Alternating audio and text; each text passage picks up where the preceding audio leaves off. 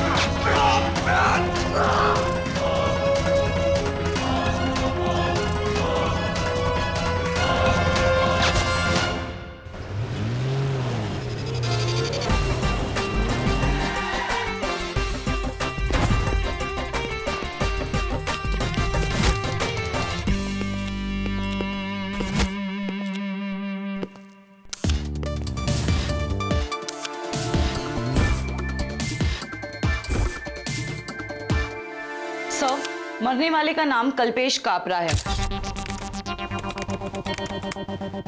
पिछले 8 साल से स्टॉक ब्रोकर में था। काम काफी अच्छा चल रहा था। इनफैक्ट ब्रोकरेज बिजनेस में सबसे जल्दी तरक्की करने वालों में से एक था।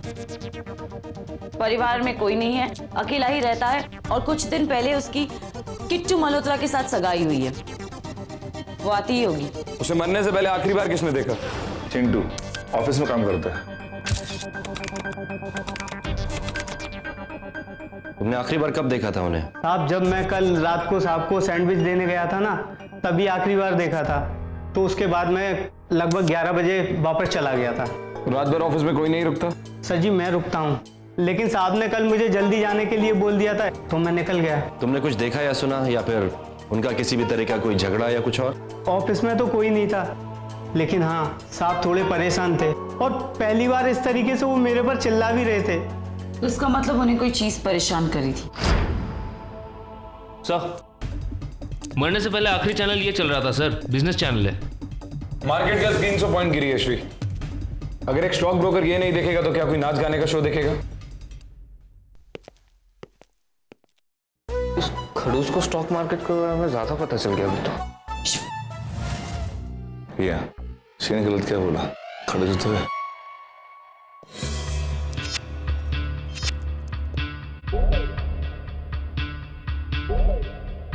सर, आंसरिंग मशीन में बहुत सारे अनरीड मैसेजेस हैं। सारे ट्रांसफर करो श्री, हमें सारे के सारे सुनने होंगे। Okay sir. सर, इसकी बॉडी में ना 3 गोलियां लगी है। एक पैर पे, एक उसके कंधे पे और एक सीधा दिल पे। और 2 गोलियां भी चली थी। एक जो सामने दीवार पे गई और दूसरी जो इस बार काउंटर के पैर पे लगी। गोली थी तो उस आदमी के पैर के लिए ही, बट गलती से उस बार काउंटर के पैर पे लगती। भैया, बुलेट्स को एनालिसिस के लिए भेजो। Okay sir. हमला करने वाला एक आदमी नहीं था, वो दो थे। जूतों के निशान देखो। कुछ ढूंढ रहे थे शायद, इसलिए सब कुछ उलट-पुलट कर दिया है। उन्हें किसी चीज की तलाश थी और मारने से पहले कल्पेश को टॉर्चर भी किया उन लोगों ने। नहीं, इसे टॉर्चर नहीं किया गया है, क्योंकि अगर इसे टॉर्चर किया जाता तो उसकी बॉडी पे कहीं तो चोट का निशान होता। तो फिर उसके पैर पे गोली क्यों मारी राउत ने? उसे डराने के लिए ना। फिर वो नहीं माना, फिर उन्होंने उसे मारा और उन्हें जो चाहिए तो उसे ढूंढा और यहां से चले गए। ये भी तो हो सकता है जिसने गोली चलाई है वो अनाड़ी हो, 2 शॉट बर्बाद कर दी और तीसरा पैर पे मारा। अगर डराना ही होता तो उसे मारते नहीं राठौड़। तो फिर 3 गोलियां क्यों चलाई उसे मारने के लिए? और अगर अनाड़ी थे तो या तो दिल पे मारते या पॉइंट ब्लैंक पे सर पे गोली मारते। मैं ये मानता हूं कि जिसने भी इसे मारा है वो यहां को ढूंढने की कोशिश कर रहा था, पर कल्पेश कोई पेशेवर मुजरिम नहीं था जो इतना टॉर्चर सह सके। और वैसे भी राठौड़, किसी आदमी को टॉर्चर करने के लिए पैर में एक गोली काफी है, समझे या समझाऊं? सर, वॉइस मैसेजेस के सब मैसेजेस अब हम सुन सकते हैं। कल्पेश भाई, मेरा सब कुछ लुट गया। मेरी जिंदगी भर के पोंछे लगे थे बाजार में, मैं बर्बाद हो गया कल्पेश भाई। क्या कल्पेश, आखिरी बार बोल रहा हूँ, वरना तुम जानते हो कि मैं क्या कर सकता हूँ।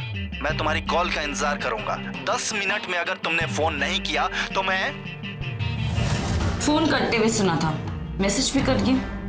शायद कल्पेश ने फोन उठा के बात कर लिया। अगर मैसेज के बीच किसी ने फोन उठा लिया तो मैसेज वहीं तक रिकॉर्ड हो जाता है, बाकी क्या बातचीत तो फोन में हो जाती है। पता करो ये धमकी देने वाला कौन है, प्ले करो आगे। फोन उठाओ प्लीज, फोन उठाओ। साहब, माधव बोल रहा हूँ, आपका फोन बंद है। आप घर नहीं आ रहे क्या? रात बहुत हो गई है। कल्पेश, इट्स ओके, होता है, कुछ दिन बुरे होते हैं, लेकिन हर दिन एक जैसा नहीं होता। मुझे पूरा विश्वास है कि तुम मेरे सारे पैसे लौटा दोगे। I have full faith on you. बहुत सारे लोग उससे गुस्सा थे। होंगे क्यों नहीं सर, इतने लोगों का पैसा जो डूबा था। श्री, पता करो इसके टॉप क्लाइंट्स कौन है जिन्होंने सबसे ज्यादा पैसे खोए हैं, और ये जिसने धमकी दी है इसके बारे में भी पता करो। Okay sir.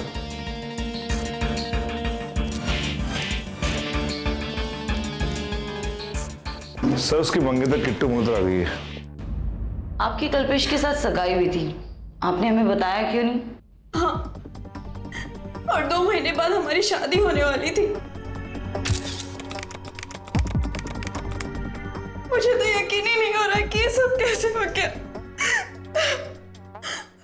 वो कब से हमारी फैमिली का हिस्सा था। कब से? हमें तो बताया गया कि आप लोग हाल ही में ही मिले थे। हाँ, लेकिन वो मेरी मॉम को बहुत पहले से जानते थे। इनफैक्ट मेरी मम्मा ने ही हम दोनों को मिलवाया था। आपकी मम्मा कल्पेश को कैसे जानती है? कल्पेश मम्मा का फाइनेंस संभालते थे, और जब मैं यूएस से पढ़ाई खत्म करके आई तब उन्होंने मुझे प्रपोज किया और मैंने हाँ कर दी। आपको किसी पे शक है? बिल्कुल नहीं, उनकी किसी के साथ भी दुश्मनी नहीं थी। वो हमेशा अपना काम करते थे, काफी एम्बिशियस और मेहनती थे। कामयाबी अपने दुश्मन अपने आप ढूंढ लेती है, और किसी और की कामयाबी कभी भी किसी से बर्दाश्त नहीं होती। क्या हो गया? बहुत बुरा हुआ। कैसे हुआ ये? मैं किट्टू की मॉम। मैं तो कल्पेश को बिजनेस में ग्रो होते हुए देखा था, ये सब कैसे हो गया? मैंने कल रात उसे फोन करने की भी कोशिश की थी, पर एक मैसेज भी छोड़ा था मैंने। मैं पनवेल में थी, एक होटल में। वहां मैंने टीवी पे न्यूज देखा तो मैंने उसे फोन करने की कोशिश की। गॉड नोस वो उस टाइम जिंदा भी था या नहीं। Oh God, मुझे तो विश्वास ही नहीं हो रहा, ये सब कैसे हो गया? मुझे कल्पेश पे पूरा भरोसा था, तब भी जब सबका भरोसा उसके ऊपर से उठ चुका था। मैंने अपने पैसे उसके बिजनेस में लगाए थे। मैं उसे तब से जानती थी जब से वो एक ब्रिलियंट सीए था, तब से। और जब किट्टू के साथ उसकी शादी तय हुई तो मेरी खुशी का ठिकाना ही नहीं था। ये जिसने भी किया हो, जिस किसी ने भी ये किया है, हम वादा करते हैं कि हम उसे ढूंढ के रहेंगे। दरवाजा खुला है।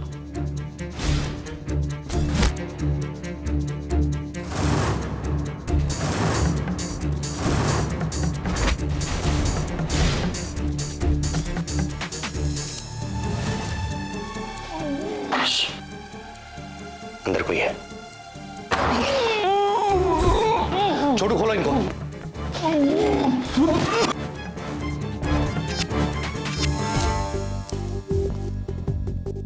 घबराइए नहीं, हम पुलिस हैं। तुम्हारा नाम माधव है? जी। कैसे हुआ ये सब? देर रात को तो आदमी अचानक घुस आए साहब। उन्होंने मुझे पीटना शुरू कर दिया और फिर मुझे बांध दिया और सारे घर में उथल पुथल कर दिए साहब। देखने में कोई भी कीमती चीज मिसिंग नहीं है, ठीक वैसे ही जैसे कल्पेश के ऑफिस में। इसका मतलब पहले वो कल्पेश के ऑफिस गए, उसके बाद यहां आए। इसका मतलब वो जो भी कुछ ढूंढ रहे थे वो उन्हें ऑफिस में नहीं मिला, तब वो यहां आए। फिर वो कागज उन्हें इस घर में मिल गया। उसके बाद वो माधव को बंधा हुआ छोड़ के यहां से चले गए। आप हमें उनके बारे में कुछ बता सकते हैं? उनका रंग रूप, कद काठी, जैसे कैसे दिखते थे वो लोग? वो सब बीच के कद के थे साहब। और हाँ साहब, अचानक उसमें से एक को छींकें आने शुरू हो गई थी साहब और उसने अपना नकाब उतार दिया था साहब। आप उसका हुलिया हमारे आर्टिस्ट को बता सकते हैं? हाँ हाँ साहब।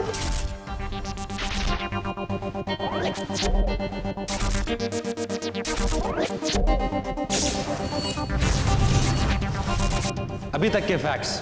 कल्पेश एक एम्बिशियस ब्रोकर, एक फाइनेंशियल व्हीलर डीलर। 1 महीने पहले किट्टू के साथ उसकी सगाई हुई और अभी अभी जो शेयर मार्केट क्रैश हुआ है उसमें उसने बहुत सारे पैसे खो दिए। बहुत सारे क्लाइंट्स ने उसे गुस्से में कॉल भी किए, जिसमें से एक ने धमकी दी, जिससे उसने बात भी की, और बाकी की कॉल्स वो अवॉइड करता रहा। इसके अलावा 2 अनजान लोग उसके घर में घुसकर कुछ ढूंढ रहे थे। वो क्या ढूंढ रहे थे ये हमें नहीं पता। किसी से कोई दुश्मनी, कुछ नहीं पता। इतने बड़े घाटे के बाद तो दोस्त भी दुश्मन बन जाते हैं। आज कल्पेश का दुश्मन ढूंढना कहीं आसान है और दोस्त कहीं मुश्किल। सर, धमकी देने वाले का नंबर मिल गया है, पर क्या? फोन स्विच ऑफ है सर, इसलिए ट्रेस नहीं कर पा रहा हूँ। किसका नंबर है वो? गलत है sir, fake ID, fake address proof. या तो ये आदमी पेशेवर मुजरिम है या किसी गैंग से जुड़ा हुआ। पर ऐसे मुजरिम इतनी सारी गोलियां नहीं चलाते एक आदमी को मारने के लिए, और उसमें से कई गोलियां तो उस आदमी को लगी भी नहीं। कहीं कुछ छूट रहा है ना तो। सर, एक और बात पता चली है। कल्पेश के फोन रिकॉर्ड से हमें यह पता चला है कि उसने किट्टू को कम से कम 10 एसएमएस भेजे थे। कमाल की बात है, पूरी स्टॉक मार्केट हिली हुई थी और एक स्टॉक ब्रोकर मजनू बनकर लैला लैला कर रहा था। इतनी बड़ी प्रोफेशनल क्राइसिस में इतने सारे निजी एसएमएस, और किट्टू के नंबर से एक भी रिप्लाई नहीं आया। हो सकता है उनका आपस में कोई झगड़ा हुआ और उसने हमें इस बारे में कुछ बताया भी नहीं। भैया एक काम करो, मम्मी की जितनी भी इंफॉर्मेशन हो सबको क्रॉस चेक करो, पता करो कि उस रात वो उस होटल में थी भी या नहीं। होटल से पता चला है कि कल रात वो अपने कमरे में ही थी। इनफैक्ट उन्होंने खुद कहा था कि कोई उन्हें डिस्टर्ब ना करे क्योंकि वो मेडिटेशन करना चाहती थी। एंड यस, वो रात को मिडनाइट बुफे के लिए बाहर भी निकली थी।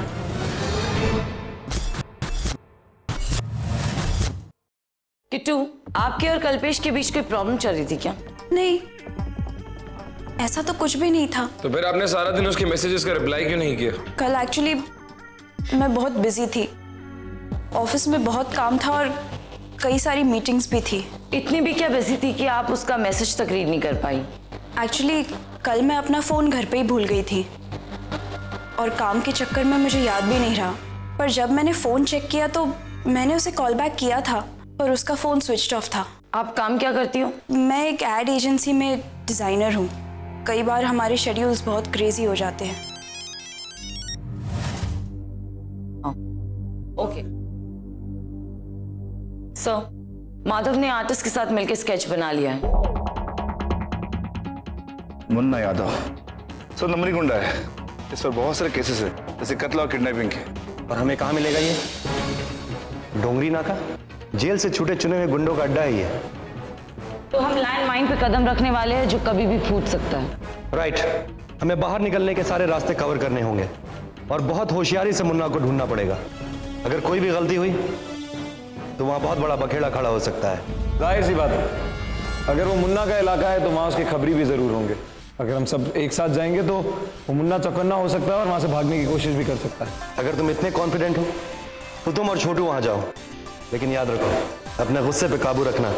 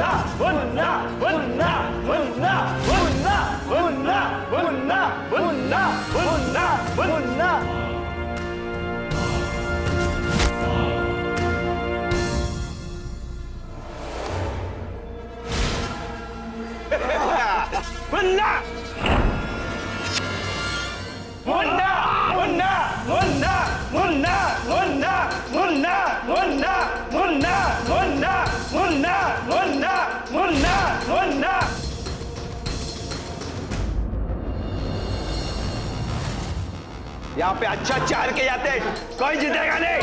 मुन्ना, मुन्ना, मुन्ना, मुन्ना।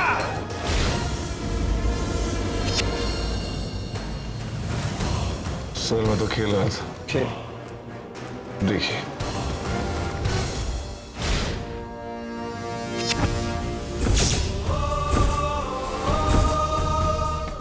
सर, अरे ये तो छोटू है। पुलिस!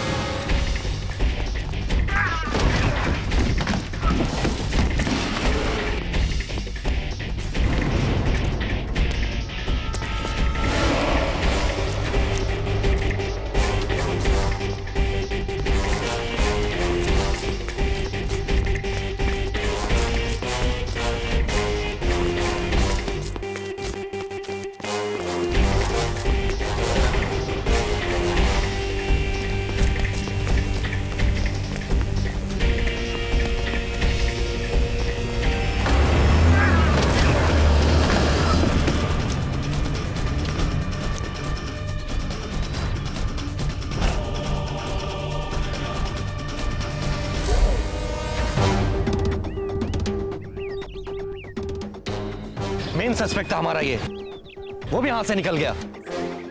सर हमने उसे पकड़ने की पूरी कोशिश की थी, पर ये मुझे पता होना चाहिए था। तुम दोनों को भेज के मामा कितना बड़ा रिस्क ले रहा हूँ। रिस्क हमारे काम का हिस्सा है राठौड़, और कई बार पूरी मेहनत करने के बाद भी ऐसे अंजाम के चांसेस होते हैं। हाँ, और अगर तुम मैदान में मौजूद हो तो ऐसे चांसेस और ज्यादा बढ़ जाते हैं।